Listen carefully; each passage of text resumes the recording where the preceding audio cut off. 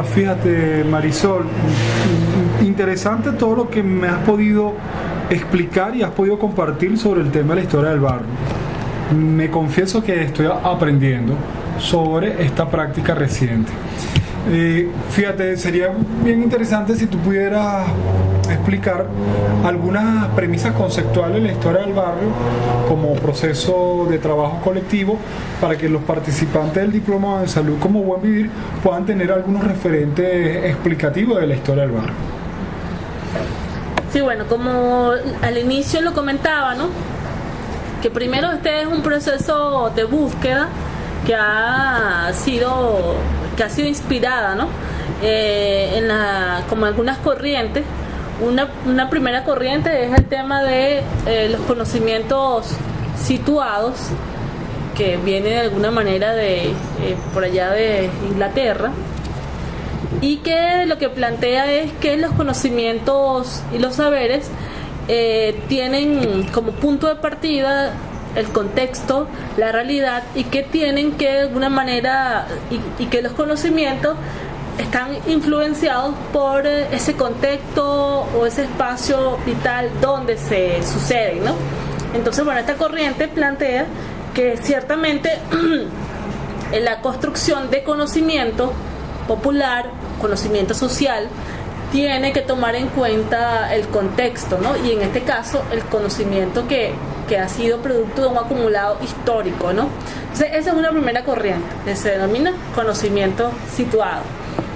Y la otra corriente que también, digamos, inspira es la historia, bueno, como te decía, de la historia local. O sea, esa es una corriente también internacional, que es el estudio de la dimensión local o historias regionales. O sea, ahí de hecho en Venezuela uno de los tipos así como muy estudioso de este tema de la escala local es Arístides Rojas, que es el fundador un tipo pionero pues en esta materia, un educador, y él, bueno, de hecho hay un texto muy emblemático que se llama Historia Local, que él lo hizo cuando él era director de la biblioteca, o sea, digamos como que lo compiló, director de la Biblioteca Nacional recientemente, o sea, era 15 años más o menos. Y bueno, Arístides plantea mucho esta línea de reflexión del regionalismo, de cómo rescatar y recuperar los saberes a una escala regional y a una escala local. Entonces, digamos que esas son como las grandes, para hablar de cosas así como gruesas, pero ahí hay de todo. Pues está también el tema de la geohistoria, que también es un aspecto que sustenta esta mirada, que es combinar el aspecto, la dimensión geográfica con el aspecto espacial, y que es una combinación pues, de la comunidad como espacio geográfico con una historia propia, ¿no? Entonces, bueno, también la geohistoria es una corriente que ha permeado, ¿no?, esta mirada de la construcción, ¿no?, de la historia local o de la historia del barrio. Digamos que esos son como los grandes aspectos que están detrás de la historia del barrio. Es decir, que entiendo entonces que hay personas que se han dedicado a tratar de conceptualizar una práctica que se ha dado recientemente a través de procesos comunitarios, ¿no? Como es conceptualizar o teorizar un poco sobre la historia del barrio como un proceso metodológico, ¿no? Ahora fíjate, los participantes del Diplomado en Salud como Buen Vivir tienen un reto, uno de muchos, que es que ellos tienen que hacer el diagnóstico sobre la situación integral de salud en su comunidad o en su ASID, que es el área de salud integral comunitaria. Y uno de los retos que tienen ellos es cómo hacerse de la historia del barrio como una metodología de trabajo, como un proceso metodológico para su reconocimiento como sujeto colectivo. Me gustaría que para ir cerrando esta entrevista bien interesante, la cual vamos a socializar con los participantes del diplomado, es que tú nos puedas explicar un poco cómo es ese proceso metodológico para hacer la historia del barrio. Sí, bueno, lo primero que este proceso no se diferencia mucho con otros procesos de investigación social tipo diagnóstico participativo, es decir, las herramientas de las cuales se vale son muy similares o iguales de algún modo, ¿no? Lo importante, digamos, para ubicarlo como proceso, muy importante que nosotros como participantes, como que primero que hagamos como un ejercicio de pensar en la comunidad, o sea, como que cerremos los ojos y pensemos en nuestra comunidad, en la cara de nuestra gente, en la cara de sus habitantes, y bueno, pensemos, pero así en términos de imaginar la comunidad como es, no como algo ideal. Bueno, si yo por ejemplo hago de ejercicio, cierro mis ojos y bueno, miro, yo vivo en una residencia, en un edificio, bueno, y pienso en la vecina que está allá abajo, en el abasto, que es vendedora, mi vecino circundante que está en el mismo piso, los jóvenes que hacen una práctica deportiva en las múltiples canchas que hay, los compañeros del transporte público, las señoras de los kioscos, o sea, hago un proceso de reconocimiento. Ese es como el primer sugerencia que yo daría, ¿no? Ese proceso como panorámico de reconocimiento, de tomar como una fotografía de nuestra comunidad. Vamos a un primer paso que es como delimitar la dimensión a la cual yo me quiero aproximar. Porque bueno, si tú quieres hacer un estudio extenso de recuperar la historia de una determinada comunidad, por ejemplo, el barrio, la parroquia del Valle o un determinado barrio o comunidad de la parroquia del Valle, bueno, ya tú tienes una escala un poco mayor. Pero entiendo por la observación que hacía Juan Carlos, así que hacías tú, que era el tema de que es el tiempo que tienen ustedes como participantes es un tiempo limitado y además ustedes no van a graduarse como expertos en recuperación de la historia.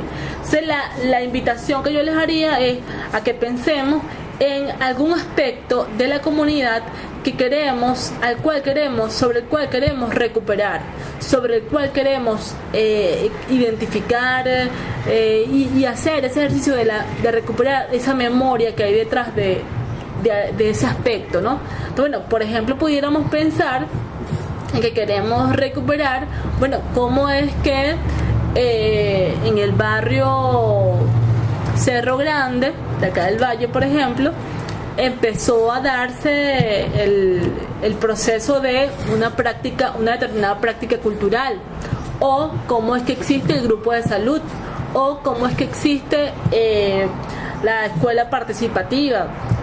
Es decir, cualquier dimensión, pero un solo aspecto. O sea, no pretendamos agarrar como que toda la escala porque no nos va a dar tiempo, ¿no?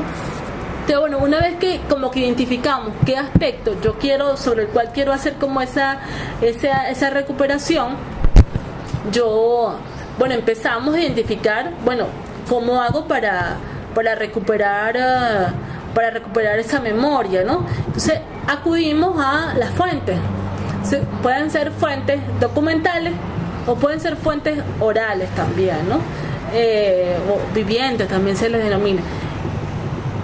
Fíjense que en la historia oficial está muy cuestionada el tema de la fuente oral y más hay como una tendencia a creer que la fuente documental tiene mayor peso, mayor rigurosidad que la fuente oral. Bueno, eso ha venido siendo superado, pero todavía queda ese lastre allí presente. Nosotros tenemos que hacer uso de la fuente oral y la fuente documental, la que exista, ¿no? La que tengamos. Entonces, bueno, resulta que como yo quiero estudiar la historia del módulo de salud o la historia del grupo de salud del barrio, bueno, yo tengo unas fuentes que son las que todavía son fuentes vivientes de esa historia, que bueno, entonces menciono nombres. ¿Quiénes son? Bueno, fulanito, sutanito, listo, las fuentes a las cuales voy a acudir. Y bueno, una vez que identifico la fuente, construyo bajo qué metodología voy a apropiarme de esa fuente, ¿no? Bueno, podemos acudir a una entrevista abierta, entonces construimos nuestro guión de preguntitas sencillas, ¿no? Que procuren en ese guión de preguntas, muchachos, muchachas, participantes, que ese guión de preguntas pues dé cuenta mucho del proceso. Es muy práctico siempre usar el qué, cómo, cuándo y dónde, pero digamos podemos incorporar preguntas que permitan indagar e identificar eso como un proceso, ¿no?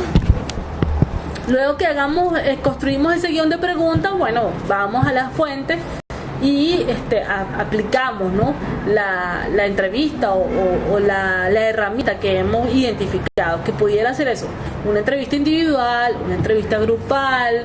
Sí, pueden haber distintos mecanismos de cómo hacer la recuperación de esa historia. Luego que tenemos eso, entonces ya tenemos como insumo una materia prima, pues una materia prima sobre la cual podemos ya trabajar. Entonces, la idea no es que el cuento que me dijo la señora del grupo de la comunidad, esa es la historia. Después venir, no debería, o sea, no es el fin, ¿no? O sea, el cuento es justo eso, la materia prima, ¿no? Luego vendríamos a un proceso de diálogo con la historia oficial, entonces podemos, la historia oficial o la historia que existe, entonces podemos hacer un diálogo cotejar, bueno, qué estaba pasando en ese momento en el barrio, entonces cotejarlo cronológicamente o con otros hechos que nos permiten identificar ese proceso concatenado con otros procesos comunitarios o con otros procesos como país también, ¿no? Para que nos permita entender que no fuimos sujetos aislados, que lo que pasó quizás fue producto de un influjo de otras situaciones que estaban dándose a una escala un poco más a nivel parroquial o inclusive nacional, ¿no? Bueno, resulta que en ese momento que pasó esa situación de X aspectos, bueno, eso fue el momento del Caracazo, bueno, eso fue el momento de mayor inversión social, o fue un mayor énfasis de la llegada del gobierno revolucionario. En fin, ustedes concatenarlo con otros procesos que vive el país y hacer un proceso luego también de reflexión de eso que pasó allí, ¿no? Ese proceso de reflexión, que es como de cierre, va a permitir como confrontar entonces ustedes ya como participantes esa historia, ¿no? Y ese proceso de confrontación que les permita a ustedes como también hacer diálogo, no para decir que la historia es mala o es buena, de ningún modo, sino primero para reconocerla en su justa dimensión y para ver qué desafíos nos deja, qué lecciones nos deja para el presente, ¿no? Para el presente que tenemos. Solo podemos hacernos preguntas de reflexión como, bueno, ¿por qué pasó lo que pasó? ¿No? ¿Por qué se dio esa situación? ¿Por qué los actores, la comunidad reaccionó de esa manera?